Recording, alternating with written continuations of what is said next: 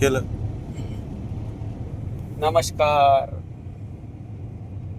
आज तळणी, भराडी, पिरोळा परिसरामध्ये प्रवास करत असताना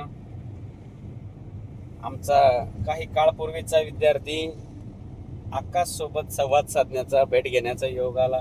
आकाश, बघ रे बाळा इकडे कॅमेऱ्याकडं. प्रत्येकाला वाटतं पोरग मोठं झालं पाहिजे, परंतु आमचा आकाश बिचारा दुर्दैवानं थोडंसं कमरेला दिव्यांगत्व असल्यामुळं उंचीत जरी छोटा राहिला असला तरी तिथे वैचारिक प्रगल्भता, शिक्षणात गाठलेले टप्पे आणि त्याची जी काय मॅच्युरिटी आपण म्हणू शकतो, मानवी सामंजस्यपणा आकाशकडे भरभरून दिसते. नमस्कार करणे, नमस्कार घेणे, शिक्षणातले टप्पे गाठणे, विशेष म्हणजे व्यवहारातही त्यानं प्रावीण्य मिळविलं. चोख व्यवहार. त्याचबरोबर आत्ताच वैभव पांडवकडून कळलंय की शेतीत सुद्धा तो काम करायला आई वडिलाला मदत करतो म्हणे. खरंय का आकाश? हो सर. काय काय काम करतो शेतामध्ये? जसे काही भाजी उपटणे, बर पाणी भरणे बर इत्यादी प्रकारचे कामे. अच्छा, तुला त्रास नाही होत का काम करत असताना? थोडाफार होतो सर. थोडाफार होतो, तरी तू काम करतो. हो बर, तुला आई वडिलाची दया येते, समजा माया येते, हो आई वडिलाला मदत करावी असं तुला वाटतं. हो सर. अच्छा, मग शैक्षणिक बाबीला जो काय खर्च लागतो आई वडील देतात का तुला? हो हो ते असं असं असं असं. आता कुठल्या वर्गाला आहे तू सध्या? 12वीला आहे. कुठल्या शाळेला आहे? सरस्वती तळणी. सरस्वती विद्यालय तळणी.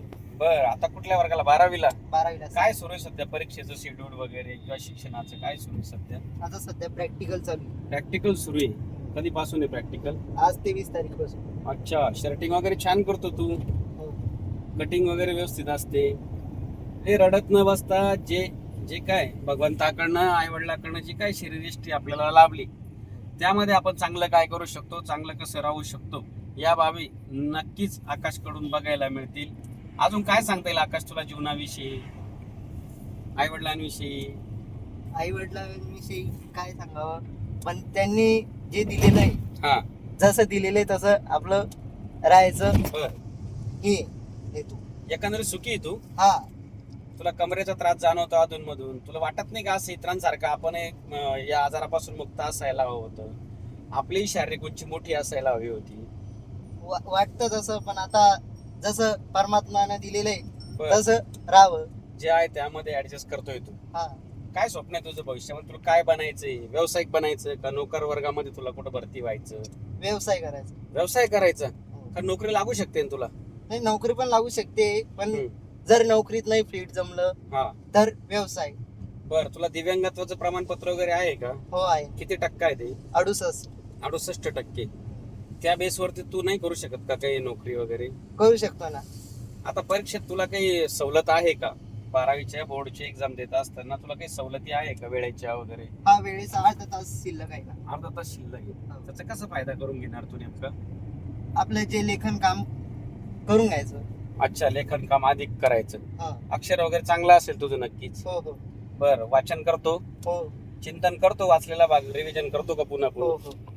क्या बात आहे. किती पर्सेंटेज येईल काय सांगशील तू या बाबतीत? तुझे तरी- मार्क्स किती येतील सरासरी? 18 जवळपास. 80. 18. बर. 80 पर्यंत तू पोहोचणार आहे. हा. अरे वा. कुठला कुठला विषय आवडीची तुझ्या? माझा इंग्लिश हम्म. आणि केमिस्ट्री, बायोलॉजी. क्या बात आहे. सर्व रिच रिच सब्जेक्ट तुला फेवराईट आहे. मग ज्या विषयाला विद्यार्थी घाबरत असतात, इंग्लिश, केमिस्ट्री, फिजिक्स, बायोलॉजी, हेच तुझे फेवराईट म्हणल्यावर नक्कीच तू 80% क्रॉस करशील असं आम्हाला वाटतं. हो. नंतर पुढे काय करणार तू? 80% तुला आले, काय ठरलंय नेमकं? काय करू शकतो तू? आपलं बँकिंग क्षेत्रात. अरे वा, बँकिंग क्षेत्रामध्ये. हो. काय कारण बँकेकडे जायला कसं काय आवडेल तुला? म्हणजे तिथे आपल्याला बसलीचं काम आहे. बसल्या जागेवर काम तुला हा. मिळू शकतं. हो पण हिशोबाची टॅली वगैरे अवघड असते ना, हो हो तेवढी अवघड करू आहे. शकतो तू ती? हो अरे वा. ज्याला बँकेत हिशोब जमला, गणित जुळली, त्याच्या आयुष्याची गणित जुळू शकतात. तुला पण तुझ्या आयुष्याची गणित जुळवायची. हो बाय दिवे तू चांगला अभ्यास करून आई वडिलाच्या गुरुवारीच्या सहकार्यानं, मार्गदर्शनानं तू नोकरीला लागला. पुढे काय, नोकरीनंतर छोकरी येतेस ना, म्हणजे लग्न. मग काय राहील चॉईस तुझी? का पाहून ठेवलंय काही? नाही नाही, काय राहील चॉईस तुझी? आवड निवड काय राहील?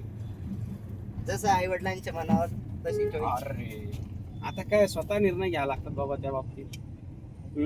निर्णय तर घ्यावा लागतं. निर्णय घ्यावा लागतात जसं आई वडील ठरवतील त्याप्रमाणे. हो. अच्छा, क्या बात आहे. बरं वाटलं तुझ्यासोबत संवाद साधून. तसं नेहमीच तुला भेटायला, तुझ्यासोबत संवाद साधायला माझ्या सर्वांनाच आवडतं. म्हणजे तुझं दिव्यांगत्व, कमी असलेली उंची हा तुझा प्लस पॉईंट जमेची बाजू वाटते मला तरी. तुला नाही वाटत का असं की प्लस पॉईंट आहे म्हणून तुझा? हो वाटतं. आता तू जेव्हाही दिसतो 10 विद्यार्थ्यांमध्ये जरी उभा असला तर कोणी जरी तुझ्याकडेच येत असेल, काय चाललं भाऊ काय नाही, आहे की नाही? हो. तुझं नाव लक्षात ठेवणे, तुझ्यासोबत हस्तांदोलन करणे, भेटणे तुला. कन्नड आहे का? कन्नड नाही मावशी ती, हा कन्नडची पण गेली ती मला आता, जाणं तिच्या. गेली पण ती आता. थांबणार नाही. चला धन्यवाद वैभवजी, तुम्ही व्हिडिओ शूट केल्याबद्दल. हो सर. ओके.